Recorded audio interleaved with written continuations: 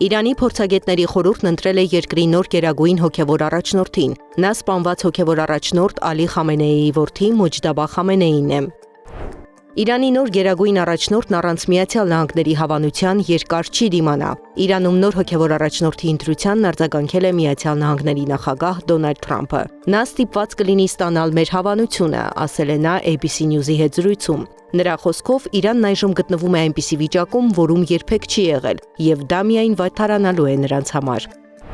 Իրանն իր տարածքից ոչ մի թիզ չի զիջի, հայտարարել է Իրանի նախագահ Մասուդ Փեզեշքյանը։ Մենք թույլ չենք տա, որ նրանք գրավեն մեր երկրի տարածքից թեկուզ մի թիզ, ասել է Փեզեշքյանը։ Թրամփն ավելի վաղ ասել էր, թե չի բացառում Միացյալ Նահանգների հարվածներից հետո Իրանի քարտեզը փոփոխվի։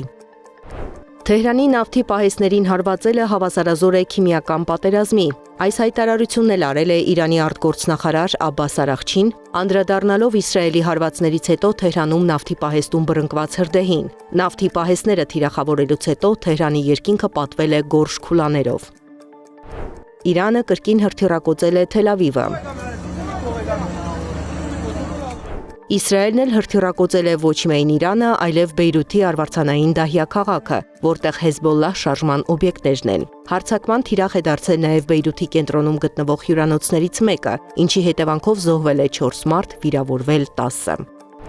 Մերձավոր Արևելքում պատերազմը չպետք է սկսվեր, քանի որ այն ոչ մի կողմի օգուտ չի բերում, հայտարարել է Չինաստանի արտաքին գործերի նախարար Վան Ին։ Նա նաև նշել է, որ Իրանի եւ Պարսից ծոցի մյուս երկրների ինքնիշխանությունը, անվտանգությունն ու տարածքային ամբողջականությունը չեն կարող խախտվել։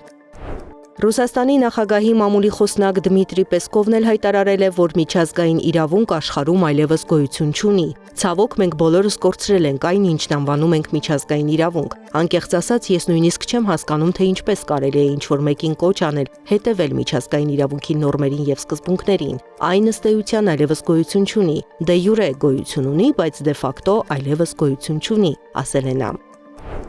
Եվ վերջում, գիշերը Գերմանիայում ընկած երկնաքարը վնասել է բնակելի շենքեր։ Երկնաքարի բեկորները վնասել են Ռայնլանդ-Պֆալցում տանիքներ եւ տներ։ Վնասներ են գրանցվել Հունսրուկ եւ Այֆել շրջաններում, ինչպես նաեւ Կոբլենցում։ Զարա Սարգսյան, Նոնա Գևորգյան, ABC Media։